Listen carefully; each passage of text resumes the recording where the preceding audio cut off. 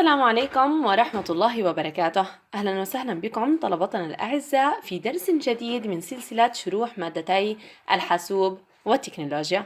قبل أن نبدأ درسنا لهذا اليوم دعونا نشاهد هذا الفيديو واعلموا ما هو الرابط العجيب بين الشيئين، لأن هناك أيضا خلال هذا الدرس رابط عجيب ما بين أمرين وعليكم اكتشافه.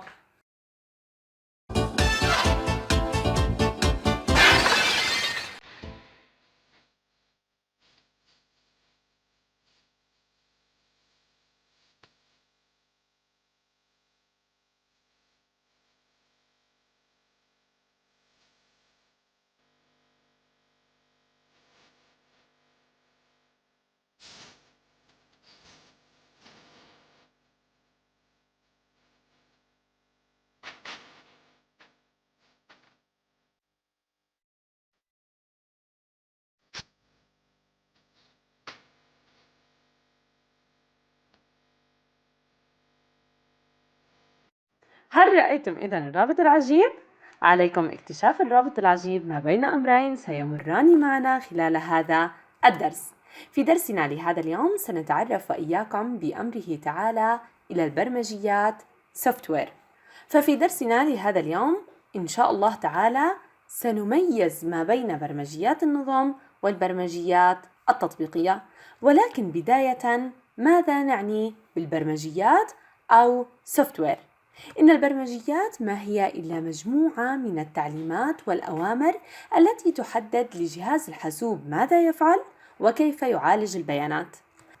وكما نعلم فإن المكونات المادية للحاسوب التي مر ذكرها معنا في دروس سابقة لا تعمل وحدها، بل لا بد من وجود البرامج ليستطيع الحاسوب إنجاز الوظائف المطلوبة منه. فحتى يكتمل إذن مفهوم الحاسوب لا يكفي وجود المعدات وحدها، إنما يجب وجود البرامج.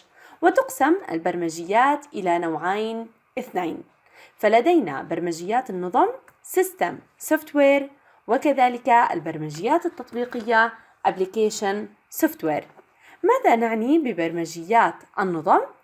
إن برمجيات النظم تقوم بالإشراف على المكونات المادية لجهاز الحاسوب وتوجيهها للقيام بوظائفها المختلفة. ومن الأمثلة عليها نظام التشغيل أندرويد، وكذلك نظام التشغيل ويندوز. طبعا أندرويد مستخدم في الأجهزة اللوحية والهواتف الذكية، ونظام التشغيل ويندوز بإصداراته المختلفة يتوافر لدى اللابتوب أو أجهزة الكمبيوتر البي سي. فمن بين إصدارات نظام الويندوز ويندوز 3، ويندوز اكس بي، ويندوز فيستا، وويندوز 8، وكذلك ويندوز 10. فبالتالي برمجيات النظم مرة أخرى مهمتها الإشراف على المكونات المادية للحاسوب وتوجيهها للقيام بوظائفها المختلفة. والآن لقد جئنا للرابط العجيب.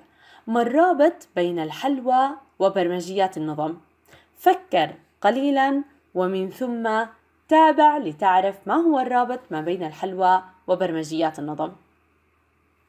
إن أندرويد لكل إصدار لها تأخذ اسما من أسماء الحلوى. فمثلا هناك من النظم التشغيل الخاصة بأندرويد أندرويد مارشميلو، أندرويد كيت كات، أندرويد لوليبوب، وأندرويد نوغا. فهذا هو الرابط ما بين الحلوى وبرمجيات النظم. لنكمل. النوع الثاني من البرمجيات هي البرمجيات التطبيقية، وهي البرامج التي يكتبها متخصصون لأداء وظيفة معينة، وتقسم إلى قسمين: البرامج التطبيقية العامة والبرامج التطبيقية الخاصة.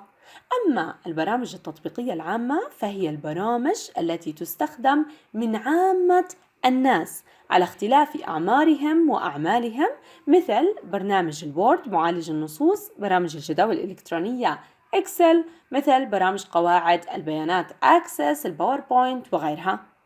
أما البرامج التطبيقية الخاصة فهي برامج أعدت لخدمة فئة معينة من الأعمال، مثلا برامج المحاسبة، برامج سجلات المرضى، برامج تنظيم الحجوزات في الفنادق، أو برامج المواعيد في المستشفى. وإلى هنا نكون قد وصلنا إلى نهاية درسنا لهذا اليوم، ففيه تعرفنا إلى البرمجيات، وقلنا بأن البرمجيات هي مجموعة التعليمات والأوامر التي تحدد للحاسوب ماذا يفعل، وتقسم إلى قسمين: البرامج التطبيقية، ومنها التطبيقية الخاصة والتطبيقية العامة، وكذلك البرمجيات النظم. أما عن مهمة هذه الحصة فعليكم أعزائي الطلاب تنفيذ النشاط صفحة 15 تصنيف المكونات. دمتم بكل الخير والسعادة، ولنا لقاء إن شاء الله تعالى.